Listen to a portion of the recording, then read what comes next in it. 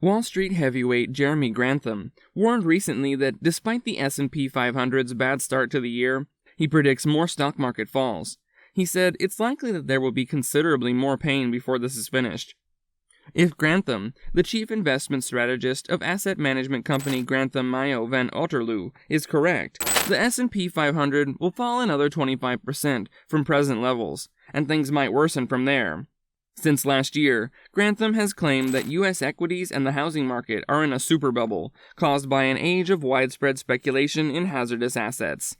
"We have been through one of the great speculative times," he remarked this week, emphasizing that a combination of robust fiscal stimulus and weak monetary policy created a perfect environment for speculating.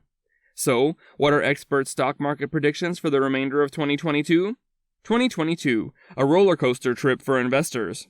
The S&P 500 index entered a bear market in June, a 20% drop from its previous high, and effectively ended 2 years of extraordinarily robust growth in earnings.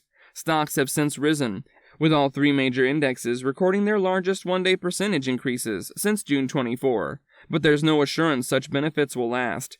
The economy is still in a state of extreme uncertainty. Inflation continues to rise despite the Federal Reserve's efforts to keep prices under control by increasing interest rates.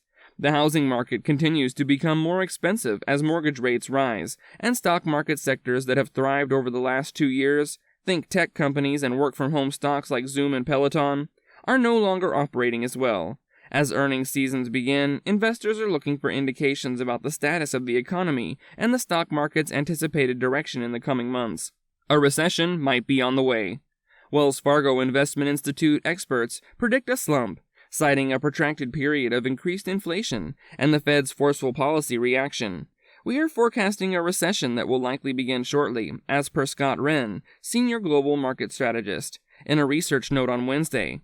"We may already be in a technical recession, defined as 2 consecutive quarters of negative GDP growth," Wren argues, "but we don't know for sure until the government releases official GDP figures later this month." Morgan Stanley estimates a 36% chance of a recession within the next year, citing more unemployment and fewer job vacancies, while others are more hopeful. "We continue to expect the economy to decline significantly, but to escape a recession in 2022, says Katie Nixon, Chief Investment Officer at Northern Trust Wealth Management. Nixon claims that the economy has not shrunk sufficiently, and the labor market has not suffered sufficiently, to justify labeling the present slump a formal recession. Stocks may tumble much more. Investors should not become too comfortable following the stock market surge last week. Make no mistake, wrote a team of Morgan Stanley analysts. Even if we avert a recession, we do not believe this bear market is gone. According to the experts, led by chief U.S. equity strategist Michael Wilson, equities are unlikely to expand as much in the coming year as corporations battle with inflation, which is wreaking havoc on their bottom lines. Rising borrowing rates and dwindling consumer confidence are also threatening company earnings. According to Northern Trust's Nixon, continuing Fed tightening or a lack of market confidence following a dismal results season may potentially send equities lower. Jeremy Grantham, creator of investment company GMO, has taken a more severe stance. "It's possible that there will be significantly more pain before this is completed," he told the Associated Press in a recent interview. Grantham predicted that the decline would endure another 6 to 3 years, pointing out that the timing of a market bottom is notoriously difficult to predict. More turbulence lies ahead. Whether or not there is a recession, investors should brace themselves for a bumpy ride in both the stock and bond markets for the rest of the year. As the Fed maintains its aggressive approach to containing inflation and markets digest every economic release with zeal, there's no doubt fixed income and equities will experience bouts of heightened volatility, writes Peter S.L., Commonwealth Financial Network's head of portfolio management, in a blog post recently. "The amplitude of price movements in the stock market is measured by volatility. The bigger and more frequent the swings, the more volatile the market. Fortunately, some analysts believe that while volatility will stay high, the situation is already improving." Goldman Sachs analysts, led by Rocky Fishman, observe in a research report published last Thursday that market volatility in July is already much lower than it has been in recent months. According to the researchers, volatility will remain above average, but far from excessive. While volatility can be frightening for investors, it is a typical element of the market and should not cause you to adjust your investing plan dramatically. I don't think we've reached rock bottom. When the market begins to fall, investors wonder how far it will go, but this is practically impossible to anticipate.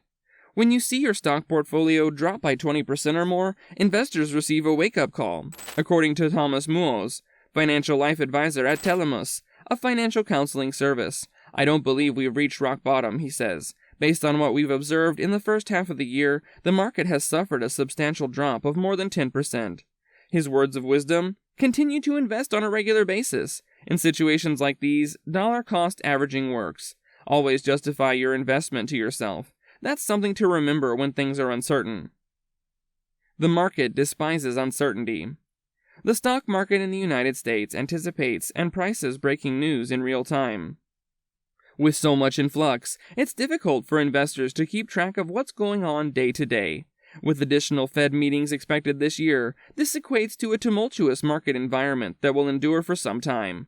The market despises ambiguity. Linda Garca, creator of In Lose We Trust, explains, the current economic crisis is unlike anything we've ever seen, definitely not in our lives. Garca adds.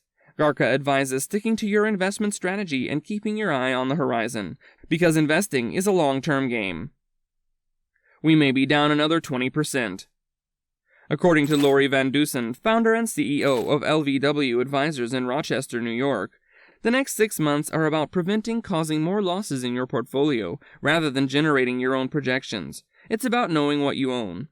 Van Dusen reminds investors that the only way to lose money is to sell their shares. We may be down another 20%. That is possible. No one knows the solution. However, continue to diversify and invest.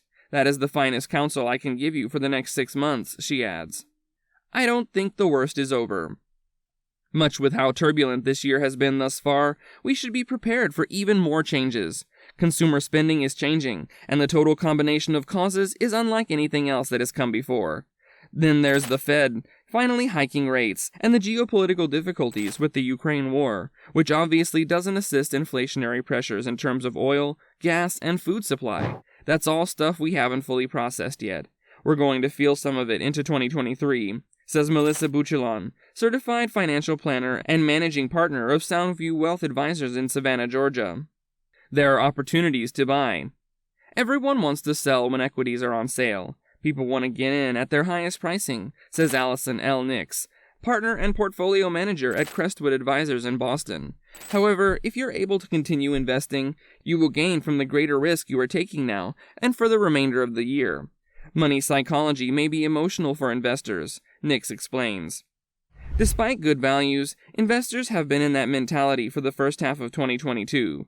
Right now, there are possibilities to purchase some very amazing firms. If you can afford to buy, you'll be quite delighted if you continue to keep your investments.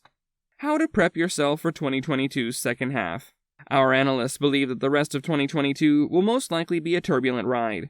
But crisis or no crash, recession or no recession, history teaches us this is all part of the trip. Volatility is normal, so enjoy the ride.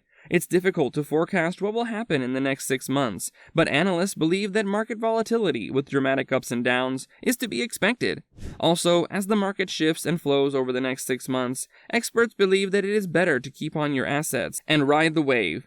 You want to maintain your sight on the prize and avoid panicking when things go wrong. Purchase on-sale stocks. Experts advise continuing the course and attempting to keep emotions at bay. The worst thing you can do today is sell your investments at a loss and then reinvest when equities begin to rise. Now is the opportunity to buy equities at more appealing prices than they were a year ago. If you can hold on and stay invested, you will be considerably better off when the market returns. You can't afford not to invest. Continue to make investments. If you have a longer time horizon, you should be delighted since you may acquire at reduced prices. Maintain a diversified portfolio.